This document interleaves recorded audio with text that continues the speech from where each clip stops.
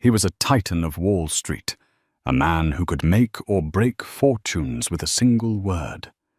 She was his pregnant wife, the perfect, beautiful accessory to his multi-million-dollar life. But in the glittering heart of New York high society, surrounded by their so-called friends, Ryan Cole decided to offer a different kind of toast. One that wouldn't celebrate their coming child, but would instead douse his wife Ava in shame. He thought his public mockery was the final word, a cruel display of his power. He had no idea it was just the opening salvo in a war she was already prepared to win. The air in the penthouse was worth more than most people's homes. It was a carefully filtered, climate-controlled atmosphere, smelling faintly of white roses and old money. From 68 floors above Central Park, the city lights sprawled out like a blanket of scattered diamonds, a kingdom over which Ryan Cole presided. Tonight, however, the view offered Ava no comfort. It felt less like a kingdom and more like an exquisitely furnished prison. Ava Cole ran a hand over the gentle, firm swell of her stomach. 7 months. 7 months, carrying the heir to the Cole empire, a dynasty built on ruthless acquisitions and Ryan's almost terrifying intuition for the market's whims. Her own intuition was screaming now, a silent, frantic alarm that had been ringing for months. She watched her husband across the marble expanse of their living room. Dressed in a bespoke Tom Ford suit, Ryan was a portrait of masculine perfection. Dark hair, a jawline that could cut glass and eyes the color of a stormy sea. He was talking on the phone, one hand gesturing dismissively as he paced. He hadn't really looked at her all day. Not a real look, anyway. He had glanced in her direction, his eyes scanning her form-fitting maternity gown from a piece, a part with an unreadable expression. It wasn't the adoring gaze of a husband, excited to be a father. It was the critical once-over of an art collector, assessing whether a piece still belonged in his collection. No Marcus, that's unacceptable. He snapped into his phone. Liquidate the position. All of it.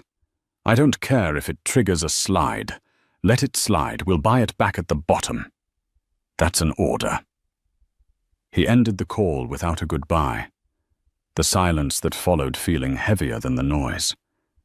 He finally turned to Ava, his focus sharp and unsettling. Is the car ready? He asked. His voice was clipped, devoid of warmth. It's been waiting downstairs for 10 minutes. Ryan. Ava replied, her own voice soft, but with a tensile strength he always seemed to miss. She had learned to be a still lake, reflecting his moods, while her own currents ran deep and hidden. Good.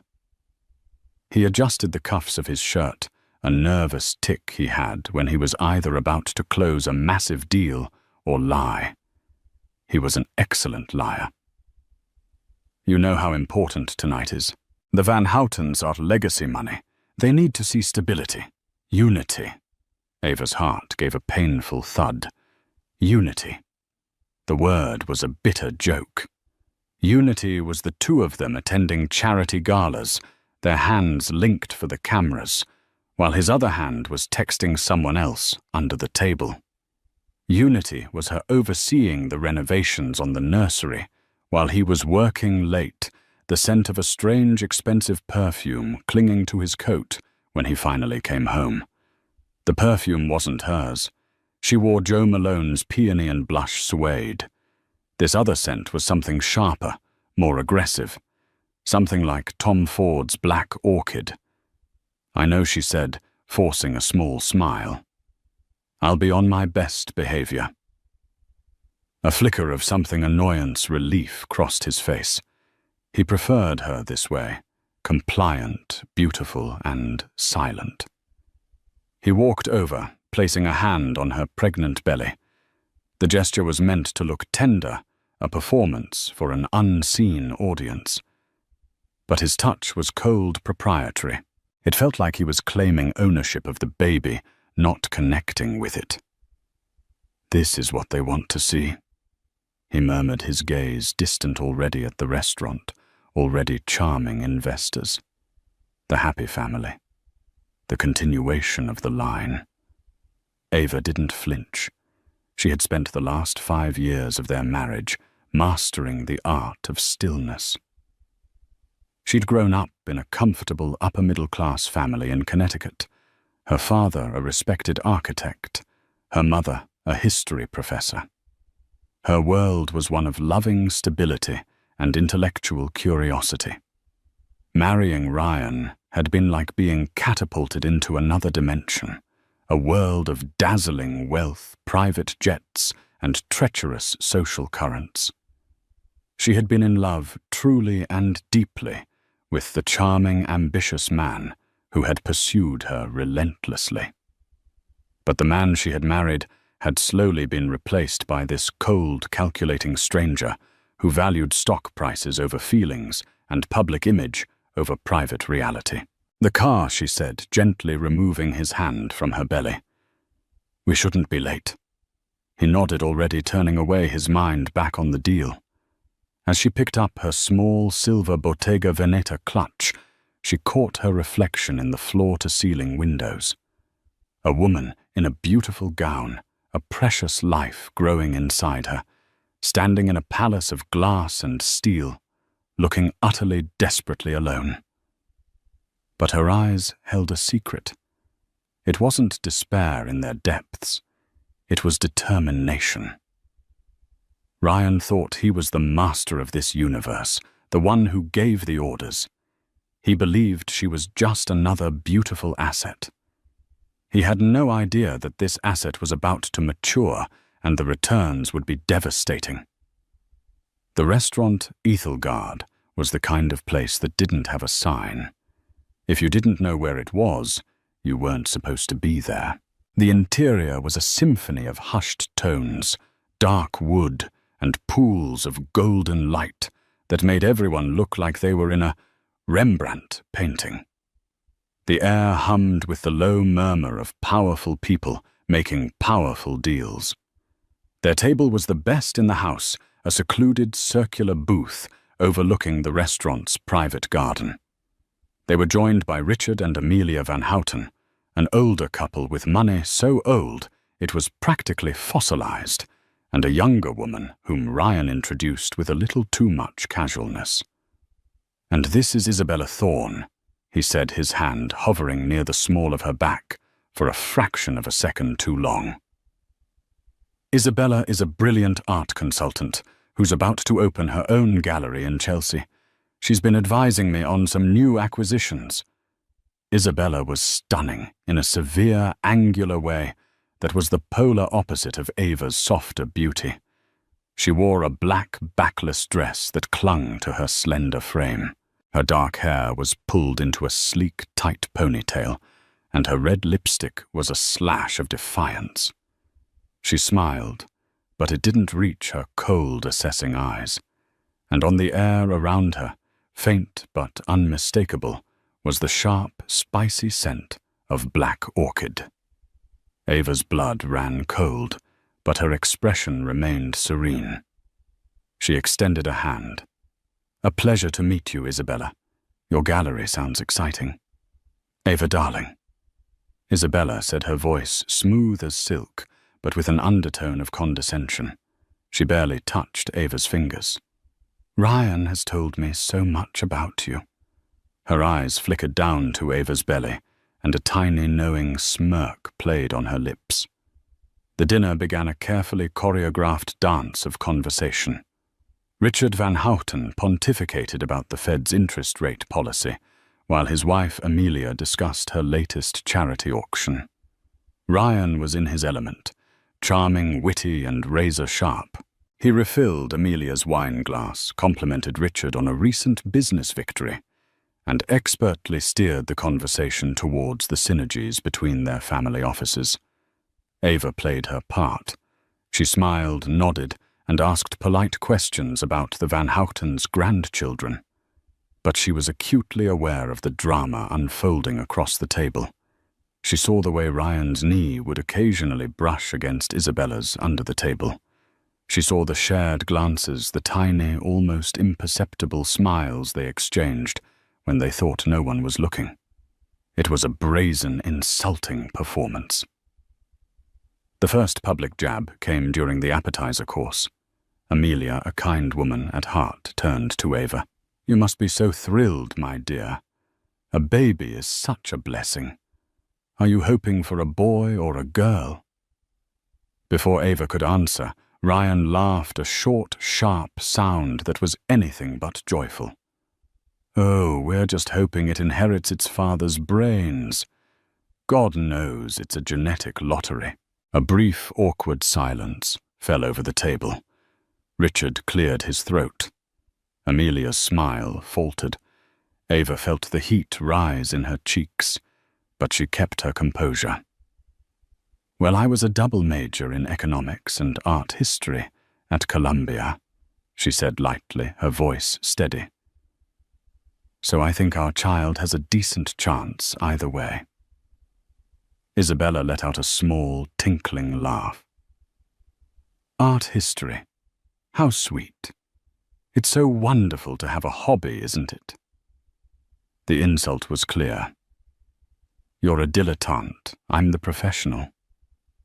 Ava looked directly at Isabella, a calm, cool gaze that seemed to surprise the other woman. "It's more than a hobby. Understanding the history of an asset class is crucial to understanding its value." "I'm sure you'd agree." Isabella's smile tightened. Ryan, sensing he was losing control of the narrative, decided to double down. The main courses arrived, a stunning display of culinary art. As the waiter placed a plate of pan-seared scallops in front of Ava, Ryan held up a hand. "Whoa there. Are you sure she should be eating that?" he said, his voice loud enough for the nearby tables to hear. "With the way her ankles have been swelling up, I think we should be swapping that for a plate of steamed vegetables. We don't want her retaining any more water. It's a delicate situation." He gestured towards her belly. "We're trying to manage the expansion." The table fell silent again, but this time it was a thick, horrified silence. Amelia Van Houten looked at Ryan as if he'd just grown a second head. Richard stared down at his plate. It was a moment of breathtaking cruelty. He wasn't just mocking her. He was trying to infantilize her, to portray her as a fragile, hormonal vessel whose only function was to breed. Isabella, however, was enjoying the show. She took a delicate sip of her wine, her eyes gleaming with triumph over the rim of the glass. She was watching Ava, waiting for the tears, for the scene, for the dramatic exit that would prove her to be the unstable, emotional wife. Ava looked at Ryan. She looked at the smug, predatory face of his mistress. She felt the eyes of the Van Houtens on her, filled with pity. She felt the weight of the gazes from the surrounding tables. The humiliation was a physical thing, a hot, suffocating blanket. Her heart was hammering against her ribs, and for a second she thought she might actually be sick. But then she thought of the child inside her. Her child. Not his. Hers. A wave of pure, cold fury washed through her, clearing her head and strengthening her spine. She would not cry. She would not give them the satisfaction. She placed her napkin deliberately on the table. She pushed her chair back, the movement slow and graceful. She stood up, a queen rising from a council of fools. She looked directly at Ryan, her voice not a whisper, but a clear, calm statement that cut through the restaurant's murmur. "You're right, Ryan," she said, her tone even. "It is a delicate situation. More delicate than you can possibly imagine." She then turned her gaze to Isabella, holding it for a long, chilling moment. She didn't say a word. She didn't have to. The look on her face was a promise. Finally, she addressed the stunned Van Houtens. "Amelia, Richard, it was a pleasure to see you both. I hope you have a lovely evening." Without another glance at her husband, Ava Cole turned and walked out of the restaurant. Her steps were unhurried, her back was ramrod straight. She didn't look like a woman fleeing in shame. She looked like a woman on her way to war. The diners she passed parted for her as if by instinct. In the hushed, opulent dining room of Ethelgard, every single person knew they had just witnessed not an ending, but a beginning, and it was not going to be pretty. The taxi ride back to the penthouse was a blur of streaking lights and muffled city sounds. Ava didn't cry. The time for tears had passed months ago, late one Tuesday night, when she had finally found what she was looking for. She had long suspected Ryan's infidelity. It was in the clichés, the late nights, the sudden, secretive business trips the phone that was always angled away from her. But it was his arrogance that had been his undoing. He believed she was intellectually beneath him, a beautiful ornament he'd acquired incapable of understanding the complex world he inhabited. He'd made her a signatory on the Cole family trust, a gesture he thought demonstrated his faith in her, but which he saw as a mere formality. He assumed she never looked at the statements. He was wrong. Her father, the architect, had taught her that the devil is always in the details in the blueprints. Her mother, the history professor, had taught her that history is a series of patterns, and her own education in economics had taught her how to read a balance sheet. The affair wasn't revealed by a lipstick stain, but by a wire transfer. $350,000 moved from the trust's auxiliary account to a newly formed LLC, an LLC named Thorn Galleries. It was a sloppy, arrogant mistake. He hadn't even bothered to hide it, well confident his wife wouldn't know where to look or what she was seeing. That night, sitting in the cold silence of their home office, the city lights indifferent to her discovery, Ava had wept. She cried for the man she had loved, for the marriage she had believed in, for the future that had just been stolen from her. The grief was a physical blow, leaving her breathless. But as the sun began to rise, casting long shadows across the expensive carpets, the grief began to curdle into something else, something harder, colder, and infinitely more powerful resolve. She wasn't just a wife. She was about to be a mother. Her child would not be raised in a house built on lies. Her child's legacy would not be controlled by a faithless, cruel man and his vapid mistress. She was not the victim in this story. She was the consequence. The first call she made was not to a divorce lawyer. It was to Cassandra Cassie Reyes, her best friend from Columbia. They had been inseparable in college, 2 scholarships, kids navigating a world of privilege. While Ava had pursued art and married into that world, Cassie had gone to Yale Law and had become one of the most feared forensic accountants and commercial litigators in New York. She was a shark who smiled like a dolphin, and she had a particular distaste for arrogant men who underestimated smart women. Ava Cassie's voice had been warm, but instantly sharpened when she heard Ava's tone. "What's wrong?" Ava told her everything. She didn't cry this time. She laid out the facts, the dates, the wire transfers, the suspicions with the cool precision of a CEO briefing her board. There was a long pause on the other end of the line. Then Cassie said, "Okay. The first thing you do is nothing. You say nothing. You act normal. You are the perfect, loving, slightly naive wife. Let him get comfortable. Let him get arrogant. Let him keep making mistakes. In the meantime, I'm going to start digging. We're not just going to divorce him, Ava. We are going to dismantle him." For the next 4 months, Ava lived a double life. By day, she was the placid, pregnant Mrs. Cole selecting swatches for the nursery, attending prenatal yoga and smiling serenely at Ryan's society functions. But by night, after he was asleep, she was Cassie's lead operative.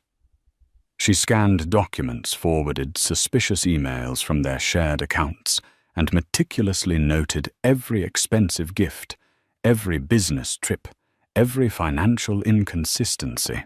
She created a shadow ledger, a detailed accounting of Ryan's deceptions. Cassie, in turn, was building a fortress. She'd discovered that the Thorn Galleries LLC was just the beginning. Ryan had been systematically siphoning marital assets for years, hiding them in a web of offshore accounts and shell corporations, all in violation of the prenuptial agreement he himself had forced Ava to sign. The prenup was ironclad in its definition of marital property. Property he was now illegally diverting. He was trying to build a separate empire for himself and his mistress, funded by the wealth he and Ava had accumulated together. The dinner at Ethelgard wasn't the catalyst. It was the curtain rising on a play that Ava and Cassie had been scripting for months. The public humiliation wasn't a defeat. It was a gift. It established Ryan's character for all to see. It made him the villain in a narrative they were about to control. No one could now accuse Ava of being a bitter, greedy wife. She was the wronged woman, the pregnant mother-to-be publicly shamed by her powerful husband. The sympathy of their entire social and business world would now be hers. As Ava stepped out of the taxi and into the private elevator that opened directly into their penthouse, her phone vibrated. It was a text from Cassie. "Showtime." Ava stood for a moment in the marble-floored foyer, the silence a stark contrast to the storm that had just broken. She took a deep breath, the filtered air no longer feeling oppressive, but charged with potential. She looked at the city lights, no longer a cage, but a battlefield she was ready to command. She typed her reply, her fingers steady. Showtime. The next morning, Chelsea's art district was bathed in the crisp, bright light of a perfect autumn day. Isabella Thorne was holding court in her eponymous gallery. Gallery Thorne was a monument to her ambition. All polished concrete floors, soaring white walls and track lighting that made the avant-garde sculptures and massive abstract canvases look like sacred relics. The gallery had been open for 2 weeks, and it was the talk of the town funded. It was whispered by a mysterious and very wealthy patron. Isabella felt a thrill of victory. Last night had been perfect. Ava's pathetic, dignified exit had sealed it. Ryan had called her the moment he'd gotten into his own car, fuming about Ava's melodramatic stunt. But his anger had been underscored with something else, a frantic energy that Isabella recognized as the prelude to a break. He was finally seeing Ava as the liability she was, and Isabella as the partner he needed. He was coming over to her apartment later. The war was over, and she had won. She was discussing the placement of a particularly jarring metal sculpture with her gallery director when the front door chimed. A man in a nondescript suit, carrying a plain leather briefcase, walked in. He didn't look like a collector. He looked like a functionary, a cog in a machine. "Can I help you?" the gallery director asked, her voice oozing practiced snobbery. The man ignored her and walked directly toward Isabella. "Isabella Thorne?" he asked, his voice flat and impersonal. "I am," she said, tilting her head, an eyebrow raised. She assumed he was a vendor, or perhaps an artist hoping to have his work shown. The man opened his briefcase and pulled out a thick stack of documents. "You've been served," he said. His voice loud enough for the handful of wealthy patrons browse the art to hear. He thrust the documents into her hands. Isabella stared at him, then at the papers. Her mind, still savouring the triumph of the night before, struggled to catch up. Served. What is this? I think you have the wrong person. No mistake, ma'am, the process server said, already turning to leave.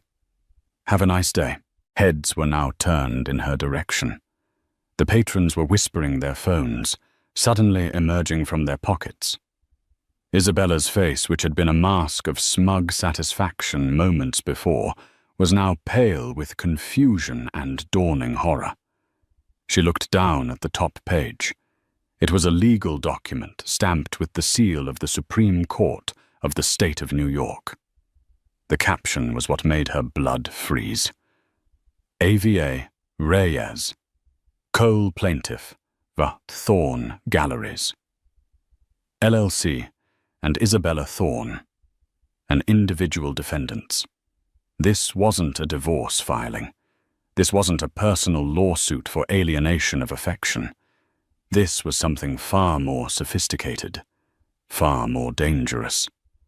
Her hands trembling, she flipped through the pages. It was a petition for a temporary restraining order and a preliminary injunction to freeze all assets of Thorne Galleries LLC. The legal language was dense and suffocating, but the accusations were brutally clear. The petition alleged that Thorne Galleries LLC was not a legitimate independent business, but a shell corporation established for the sole purpose of laundering marital assets out of the Cole family trust. It accused Isabella Thorne of conspiracy to commit fraud and tortious interference with marital property. It was all there, laid out with surgical precision. The date of the LLC's formation, the wire transfer of $350,000 from the trust to the LLC's bank account. Subsequent transfers totaling over $2 million, meticulously detailed with dates and amounts. It even included copies of the wire confirmations, which Ava must have somehow obtained. The petition went further. It included an affidavit from a respected forensic art appraiser who attested that the initial inventory of the gallery, the very paintings hanging on her walls, had been purchased not by the LLC, but by a personal credit card in Ryan Cole's name, and were therefore also considered marital property. It was a masterstroke of legal violence. The lawsuit wasn't about emotion. It was about money. It wasn't aimed at her as a mistress. It was aimed at her as a criminal co-conspirator. The temporary restraining order, if granted, would mean she couldn't sell a single piece of art. She couldn't pay her staff. She couldn't pay the rent on her absurdly expensive gallery space. Her entire business, her entire identity, her entire victory would be frozen in ice. Her phone buzzed in her pocket. It was Ryan. She ignored it. Her world was tilting on its axis. The whispers of the patrons grew louder. One of them, a prominent collector she had been trying to woo for weeks, gave her a look of utter disdain and walked out of the gallery. Isabella stumbled back, the papers shaking in her hand, and sank into a ridiculously uncomfortable minimalist bench. The cold, smug triumph of the past 12 hours evaporated, replaced by the icy grip of pure panic. She looked around at her beautiful gallery, her kingdom. It no longer felt like a trophy. It felt like a trap. And she was the one who had just been served. The first shot had been fired, not at the king, but at his queen-in-waiting, and it was a direct hit. The explosion came as Ava had known it would, at 2:17 p.m. The private elevator doors hissed open with a violent swoosh, and Ryan stormed into the penthouse. His face was a thundercloud, his perfectly tailored suit rumpled as if he'd been tearing at it. He brandished his phone like a weapon. "What the hell is this, Ava?" he roared, his voice echoing in the cavernous room. "What in the goddamn hell did you do?" Ava was sitting calmly on one of the white sofas, reading a book on infant sleep training. She had dressed for this confrontation deliberately, a simple cashmere sweater and comfortable maternity leggings. She looked soft domestic and completely unbothered. She slowly placed a bookmark in her book, set it down, and looked up at him. The timid, accommodating woman he had humiliated last night was gone. In her place was a stranger, with eyes as calm and cold as a glacier. "I assume you're referring to the lawsuit," she said, her voice even. "You should really be more specific, Ryan. You have so many fires burning, it's hard to keep track." His jaw worked, a vein throbbing in his temple. "Don't play games with me. You sued Isabella. You're trying to ruin her. After what you pulled last night, you have the audacity to do this." "What I pulled?" Ava's laugh was a short, sharp, humorless sound. "You mean when I quietly excused myself after you publicly shamed me and tried to dictate my diet in front of your potential business partners? That stunt? Or do you mean the stunt where you've been funneling millions of dollars of our money, my money, our child's money, into your girlfriend's vanity project?" Ryan was momentarily speechless. He was used to her tears, her quiet hurt. He had no defense against this cold fury, this woman who was meeting his rage with icy facts. "That is my money," he finally sputtered, pointing a finger at her. "I earned it. You earned it while we were married, which makes it marital property." Ava recited, her voice sounding like a lawyer's. "A concept you should be intimately familiar with, since you were the one who insisted on that 100-page prenup. The one that protects me from your debts and protects our shared assets from foolish ventures. Like, for instance, setting up a Mistress in a multi-million-dollar gallery in Chelsea." He stared at her, his mind reeling. This wasn't the Ava he knew. This wasn't the art history major who was content to plan dinner parties. This woman knew the terms of their prenup. This woman knew about the LLC The Wire transfers. "How?" He started, his voice dropping from a roar to a bewildered whisper. "How did you know? You really are that arrogant, aren't you?" Ava stood up slowly, her pregnant form giving her a strange, new authority. "You thought I was just a pretty face to stand by your side. You thought I was too stupid to read a financial statement. You thought I wouldn't notice you were stealing from our family to build a new life with that creature." He recoiled, as if struck. "You leave Isabella out of this." "I can't," Ava said with a shrug. "She's a co-conspirator in your fraud." "That's what this is, Ryan. Fraud. A deliberate, calculated attempt to defraud me of my legal share of the marital estate.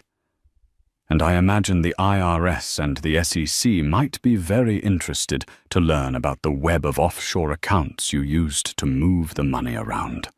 It's amazing what you can find when you know where to look." That was the kill shot, the mention of the SEC.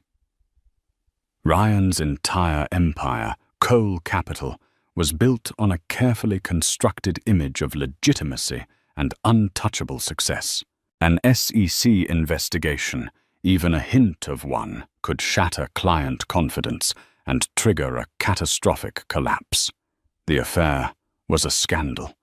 Financial fraud was a death sentence. The rage drained from his face, replaced by a pasty, sickly white. The power dynamic in the room had not just shifted, it had inverted. He was no longer the master of the universe, berating his foolish wife. He was a cornered animal, and she was the hunter who had patiently laid the trap. "What do you want, Ava?" he asked, his voice hoarse. The question was a surrender. Want Ava walked over to the window, looking down at the city below. A few months ago, I would have said I wanted my husband back. I wanted my marriage. I wanted the man I fell in love with to look at me the way he used to. She turned back to him, her eyes devoid of any lingering affection. Now I want what's mine. I want a divorce. I want this penthouse. I want the house in the Hamptons. I want full sole custody of our child. I want child support and alimony payments so significant that they will ensure you never forget what you did. And I want the assets in the Cole family trust, all of them put into a new separate trust administered by me for the sole benefit of our baby. She let the demands hang in the air, each one a hammer blow against his crumbling ego. And as for Isabella, Ava continued, her voice dropping to a near whisper. I want her ruined. I want her gallery dismantled. I want her name to be a punchline in every society column. I want her to understand what happens when you try to build your future on the ruins of another woman's family. Ryan sank onto the sofa Ava had just vacated, his head in his hands. He was a man who solved problems with money and power, but for the first time in his life, he was facing a problem that his money and power had created, and which now threatened to consume him entirely. You can't do this, he mumbled, defeated. Ava gave him a final dismissive look. I can, and I will. You should call your lawyer, Ryan. You're going to need him. My lawyer, she added with a thin, sharp smile, is already on the clock. She turned and walked towards the master bedroom suite, leaving him alone in the vast, silent living room. The king had been checkmated in his own castle. The fallout had just begun, and it was clear that Ava Cole was prepared to burn his entire kingdom to the ground to protect her own. In the rarefied world of Manhattan's elite scandal, travels faster than light. The news of the lawsuit against Gallery Thorne wasn't just a piece of gossip. It was a bombshell that detonated in the pages of the New York Post's Page 6 and was dissected in gleeful detail by society bloggers. The story was irresistible, the pregnant, scorned wife of a Wall Street titan taking spectacular surgical revenge on his mistress. And Ava, guided by Cassie's shrewd advice, played her part to perfection. She was photographed leaving her obstetrician's office on Park Avenue, looking pale but resolute, a protective hand on her belly. She gave no comment, which was more powerful than any statement. Her silence allowed the world to project its own narrative onto her. She was the dignified victim, a modern-day Madonna fighting for her unborn child against the depraved forces of greed and infidelity. For Ryan, the unraveling was swift and brutal. The first tremor hit at Cole Capital. His partner's men, who were just as ruthless as he was, called an emergency board meeting. They weren't concerned about his marriage. They were concerned about the mention of the SEC. What the hell is this, Ryan? Asked Michael Corrigan, the firm's grizzled co-founder, throwing a copy of the Post onto the polished boardroom table. Web of offshore accounts. Conspiracy to commit fraud. Is there any truth to this? Is your wife about to bring federal investigators to our door? It's a domestic dispute, Michael Ryan snarled, trying to project an aura of control he no longer felt. My wife is being emotional, hysterical even. It's a baseless accusation designed to hurt me. Is it another partner, a younger, hungrier man, named David Chen, chimed in? Because my contact at Morgan Stanley called me this morning. The word on the street is that you're toxic, that your judgment is compromised. The Van Houtens have already pulled their $700 million fund. They cited a loss of confidence in senior management's personal and professional integrity. Ryan felt the blood drain from his face. The loss of the Van Houten Fund wasn't just a financial blow. It was a catastrophic vote of no confidence from old money, a sign to the rest of the market that Cole Capital was in trouble. His phone, which had once been a tool of power, was now a source of constant dread. Calls from worried clients went unanswered. His attempts to reach influential friends were met with polite but firm rejections from their assistants. He was being socially and professionally quarantined. The friends who had laughed at his jokes at Ethelgard were now distancing themselves, lest the stink of his scandal attach to them. He tried to fight back. He hired a notoriously aggressive divorce attorney, a man named Leonard Singer, who specialized in scorched earth tactics. Singer's first move was to leak a story suggesting Ava was mentally unstable, her actions driven by pregnancy hormones. It backfired spectacularly. Cassie was ready. She released a single devastating counterpunch, a sworn affidavit from Ava's obstetrician, stating that Mrs. Cole was in perfect physical and mental health, but was under extreme emotional distress due to circumstances of spousal misconduct and financial malfeasance. The doctor even noted that stress of this nature could pose a risk to the pregnancy, a detail that painted Ryan not just as an adulterer, but as a man actively endangering his own unborn child. The public sympathy for Ava surged. Meanwhile, Isabella's world had completely collapsed. The court had granted Ava's motion for a temporary restraining order. A court-appointed receiver now controlled her gallery. The doors were locked, a legal notice plastered on the glass. Her name was Mud. The art world, which thrives on reputation, shunned her completely. Artists demanded their works back. The few clients she had secured were now suing her for the return of their deposits. Desperate, she bombarded Ryan with calls and texts. "You have to fix this. My life is ruined. You promised me a future." Ryan, besieged from all sides, saw her not as a partner, but as another liability. A loud, panicked anchor pulling him down. "Lie low," he texted back, his words cold and dismissive. "Don't talk to anyone. Let my lawyer handle it." But Isabella was beginning to understand a terrifying truth. Ryan's lawyer wasn't there to protect her. He was there to protect Ryan. She was a loose end to be managed and, if necessary, to be cut. The glamorous dream of being Mrs. Ryan Cole had dissolved into a nightmare of legal fees, public disgrace, and total abandonment. She was alone, trapped in the wreckage of the life he had promised her. The unraveling was also happening on a more personal level.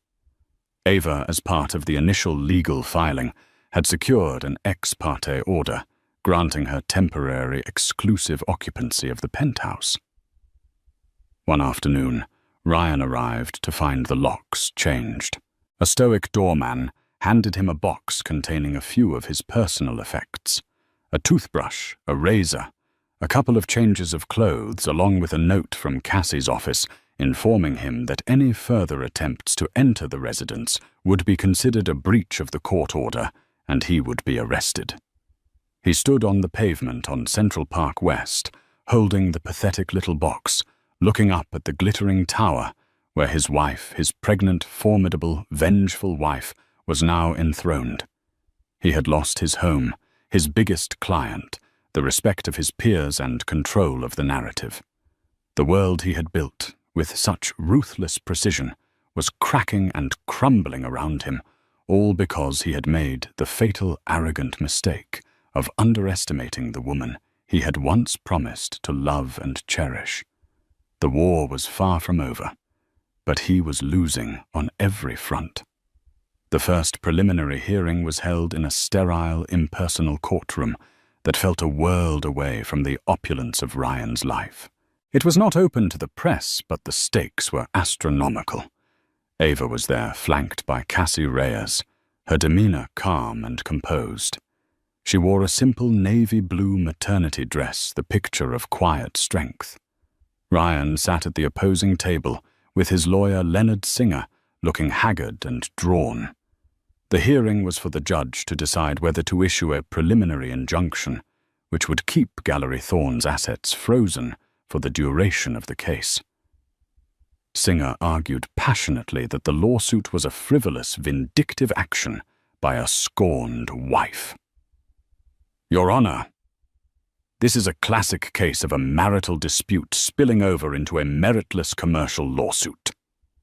Singer boomed, his voice filling the room. Mrs. Cole is using this court to harass Ms. Thorne as a proxy for her anger at my client. Cassie stood up, her presence sharp and focused. Your Honor, with all due respect to Mr. Singer's flair for drama, this is not a marital dispute. This is a fraud case. We have wire transfers. We have credit card statements.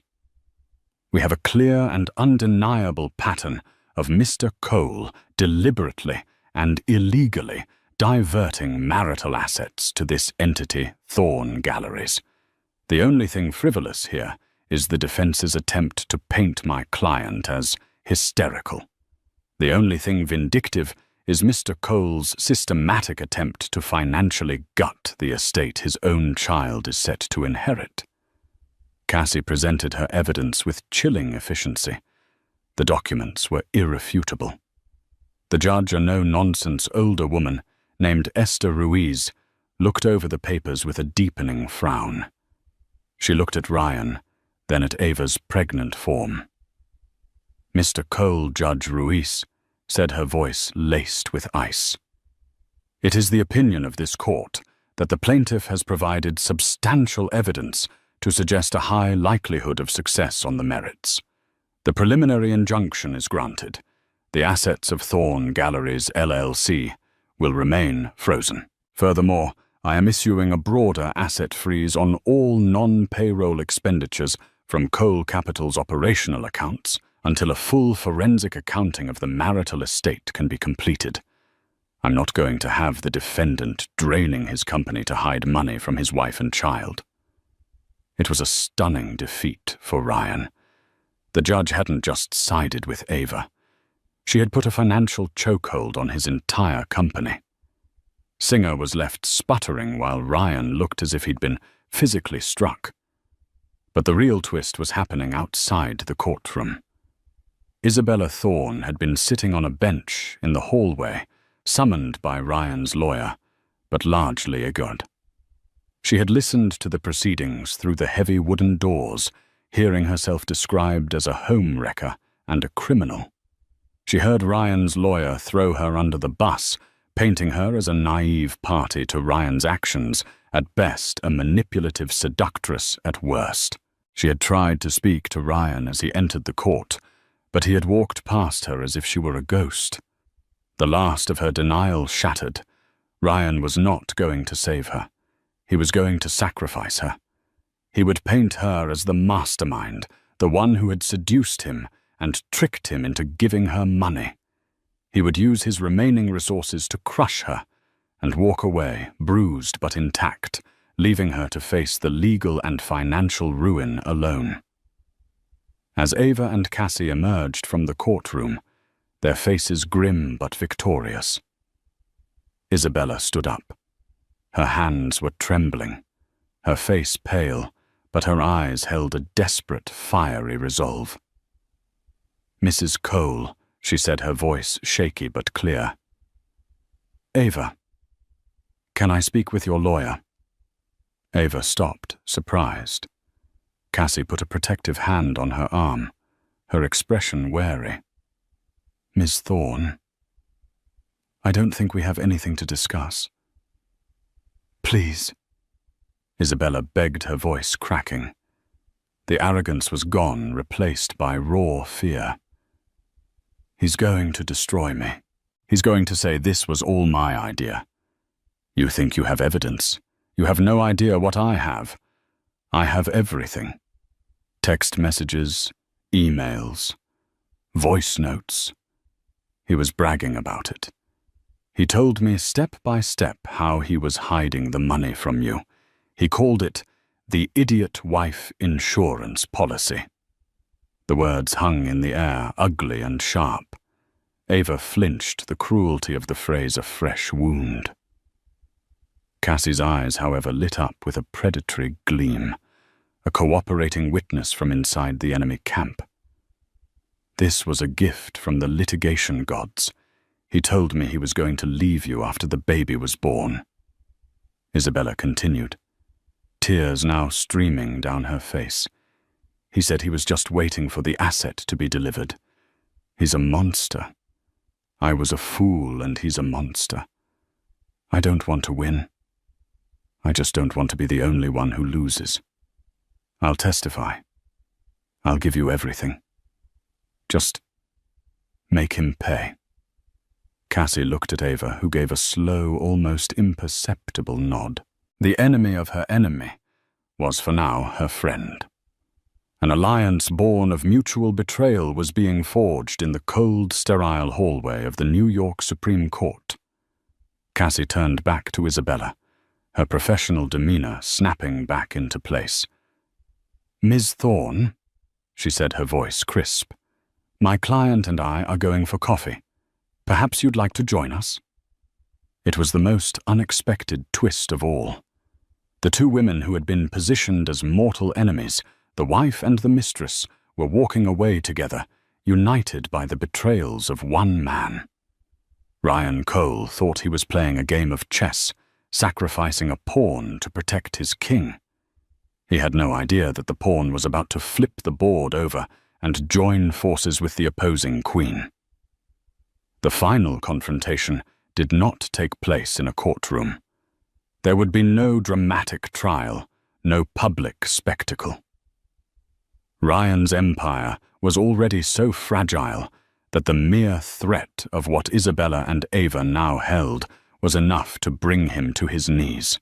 The voice notes in which Ryan callously detailed his schemes to defraud Ava and referred to his unborn child as an asset were the nuclear option.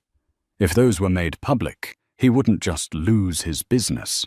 He could face criminal charges and would be irrevocably disgraced in the eyes of everyone, including the most amoral Wall Street shark. The meeting was held in Cassie Reyes's office, a sleek, modern space with a panoramic view of the Hudson River. It was neutral territory, but it felt like Ava's ground. She sat at the head of the massive conference table, Cassie by her side. Isabella was not present. Her sworn deposition and the trove of evidence she had provided were enough.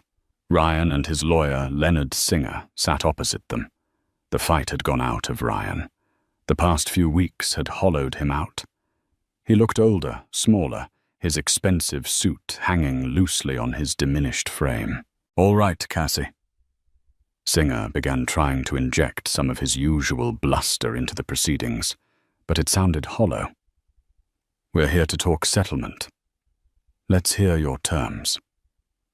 Cassie didn't speak. She looked at Ava, deferring to her. This was Ava's moment. Ava slid a single piece of paper across the table. It was not a long, complicated legal document. It was a term sheet, simple, brutal, and absolute. "This is not a negotiation," Ryan Ava said, her voice as steady and unyielding as the bedrock of the city itself.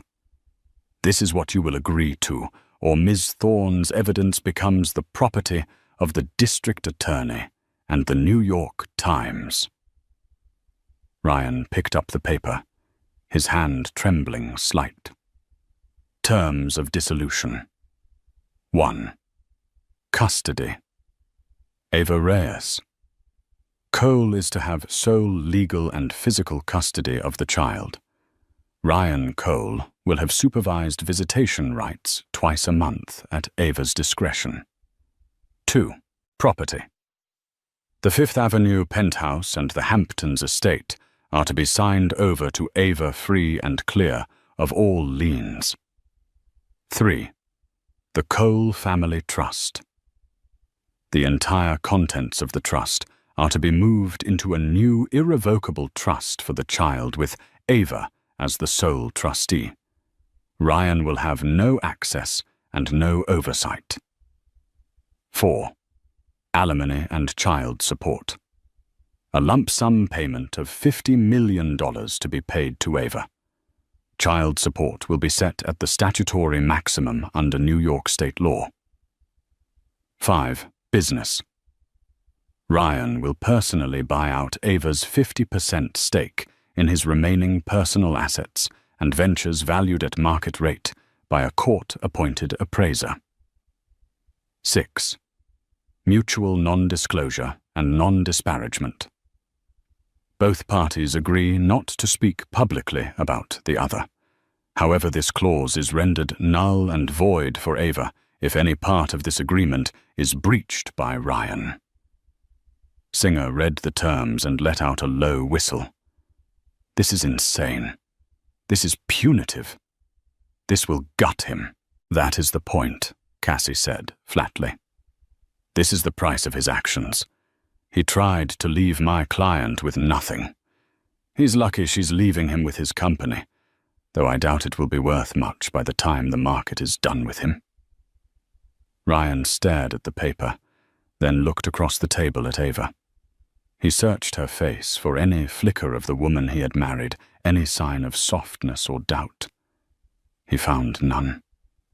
He was looking at a stranger, a woman forged in the fire of his own making. Ava. Please, he whispered the last pathetic plea of a dethroned king. There is nothing left to say. Ryan, she replied, her voice devoid of hatred or anger. It was worse. It was indifferent. You did this. You mocked me when I was at my most vulnerable. You tried to steal our child's future for a woman you abandoned the second she became inconvenient. You called your own baby an asset. This isn't punishment. It's an accounting. It's the bill for your choices. She stood up, her pregnancy prominent, a symbol of the future he had forfeited. Sign the papers, Ryan. It's the last decision you'll get to make in our life together. With that, she and Cassie walked out of the conference room, leaving Ryan to stare at the document that codified his utter and complete defeat. 6 months later, Ava stood in the nursery of the Fifth Avenue penthouse. It was a beautiful light-filled room, decorated in soft yellows and grays. In her arms, she held her daughter, a perfect, healthy baby named Hope. The city sprawled out below them, no longer a prison or a battlefield, but simply a view. Her view. The news had reported that Ryan Cole had stepped down as CEO of his firm amidst a massive client exodus and was selling his stake at a fraction of its former value. Gallery Thorne had been liquidated, its assets sold to partially satisfy the settlement. Isabella Thorne had disappeared, rumored to have moved back to the Midwest, her New York ambitions shattered. Ava looked down at her daughter's sleeping face and felt a profound sense of peace. The storm was over. She had walked through fire not just for herself, but for the tiny, innocent life in her arms. She hadn't just survived. She had triumphed. She was not Ryan Cole's discarded wife. She was Ava Cole, a mother, a protector, and the architect of her own and her daughter's unbreakable future. Ava's story is a powerful reminder that the deepest betrayals can often ignite the fiercest strength. She was publicly humiliated, underestimated, and left for ruin by the one person who should have protected her. But instead of breaking, she meticulously built a case, turned the tables on her tormentors, and reclaimed not just her fortune, but her power and her future for herself and her child. This wasn't just a story about a messy divorce. It was a masterclass in strategy resilience and the quiet, unshakable power of a woman who has been pushed too far. She proved that the best revenge isn't living well, it's winning. If you were inspired by Ava's incredible journey from humiliation to triumph, please hit that like button, share this video with someone who needs to hear it, and don't forget to subscribe for more true-life stories of justice and empowerment. Let us know in the comments what you think about Ava's ultimate checkmate move.